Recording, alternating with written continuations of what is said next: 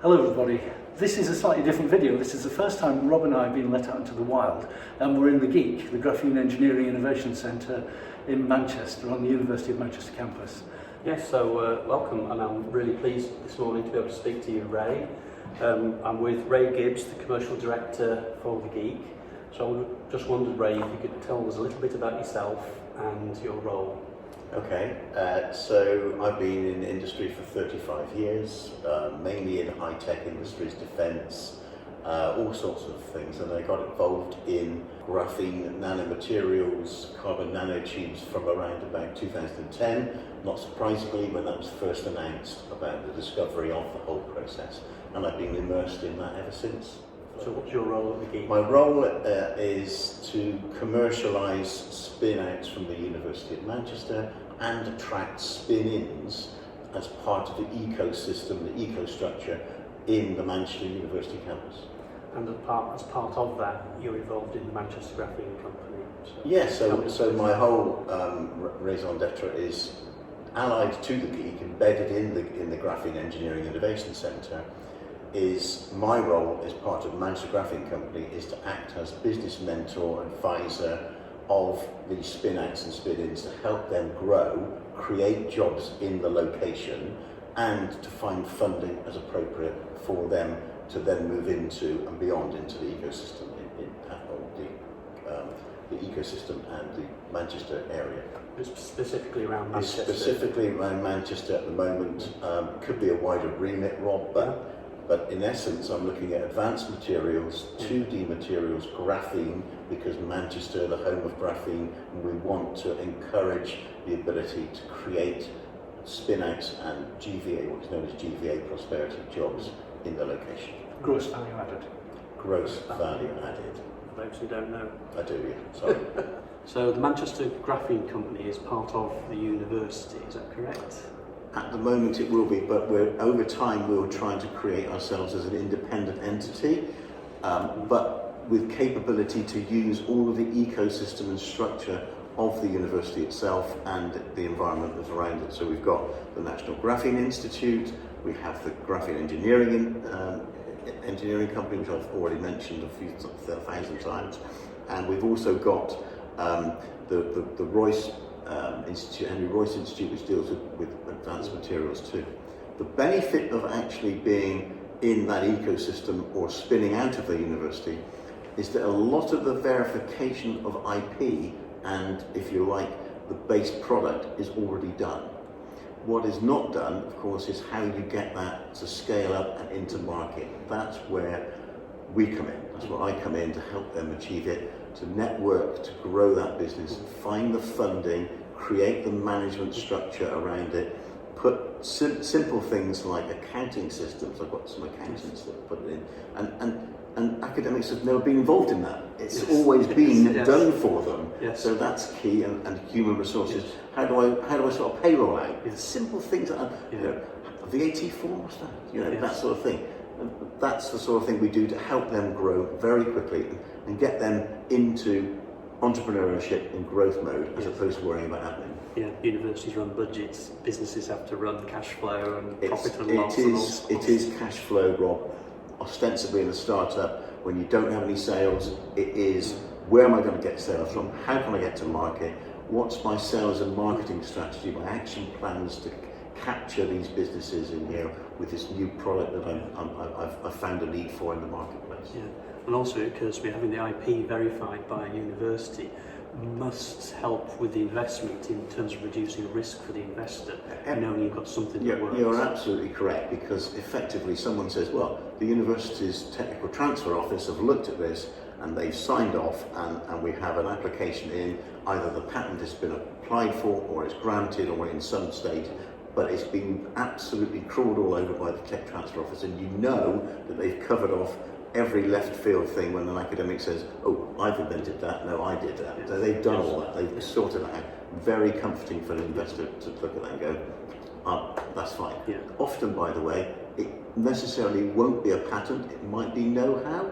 So there is a different field of scope to look at in that respect.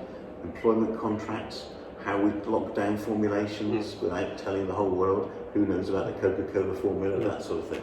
But nonetheless, there's value in Oh, intellectual property. fundamental. So that provides value for the company, Correct. if nothing else. And the investor looks at that and says, I get it, I understand it.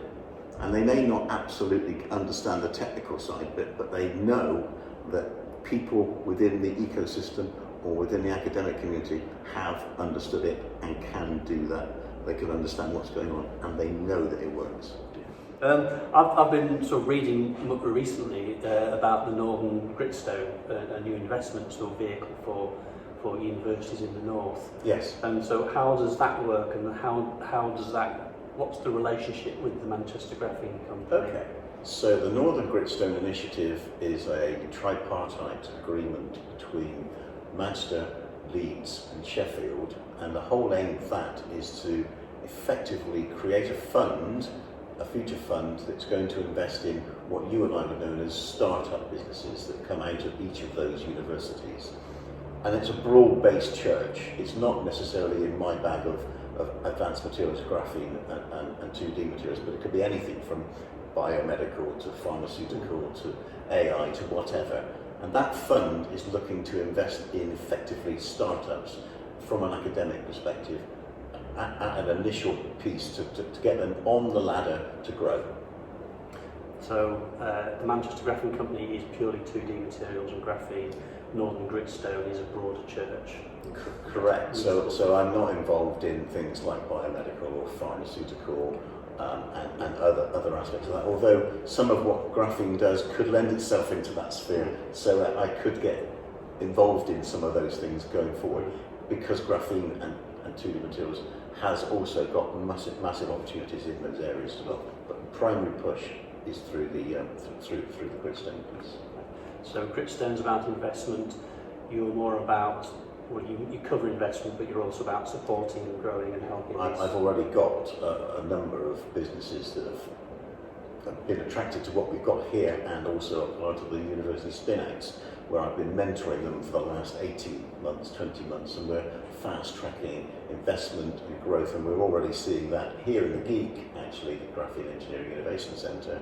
There are already 2 or 3 businesses that have created jobs.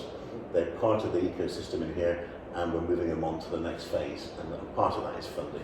Could you tell us a bit more about them? Give examples? Or is that? Well, no, confidence? it's fine. The one that everyone probably knows about is vertical farming, which is really hit the headlines massively with supply chain. The COVID issue gave a real problem about, oh my goodness me, where are we going to get all of our food from? Reducing air miles, doing all those sort of things. And Beanish was a winner, or a second place person in the Ellie and Brit Harari competition, which is all about graphene and helping businesses start. And I took Beanish on and mentored her for the last year. We've grown it. She's now employing 6 people. She's taken over a lab here in the Geek, which is brilliant. She wants to move on, and we're in the process of raising funds for. I can't talk about that because I'm under NDA, but that's a big plus story. Vertical farming, hydrogels, agri-based businesses in a new material, a new process that will have enormous sustainability impact in the marketplace today, because it's attacking the issue with removal of peat, which is a big biomass issue. And coir and other sorts of substrates which are used today. At the moment as well. So it's very much sustainability, it's very much trying to grow that business with a view to looking at how can we make things much more efficient, much more reduction of air miles and those sort of things. Yeah, and with that sustainability agenda, I've been hearing one about car tyres and rubber and things like that. Can you tell me a bit oh about my goodness me, Vivek. Vivek has added graphene into recycled car tyres, rubber crumb. He's added a bit of nitrile as well, and he's created a very boring product, which actually isn't boring because it's technically quite difficult to do, and it's a doormat. And you say, what is a doormat got to do with the whole thing? Well, actually, do you know what? It doesn't leach, there's no particulate ingress, and it's completely recyclable, and you therefore have a recyclable economy, a circular economy. Plus, in the UK, 100,000 tyres every day get discarded. And where do they go? Landfill, Dubai, India. all sorts of places, and he has got a methodology to replace that whole process and create a circular economy. Astonishing. That's absolutely brilliant and really plays to the It sustainability. really truly is sustainability, circular economy. Yeah. Well, thank you, Ray. That's been absolutely fascinating, and wish you all the best for the Manchester Graphene Company. Thank you. I'm going to be very busy. I am very busy.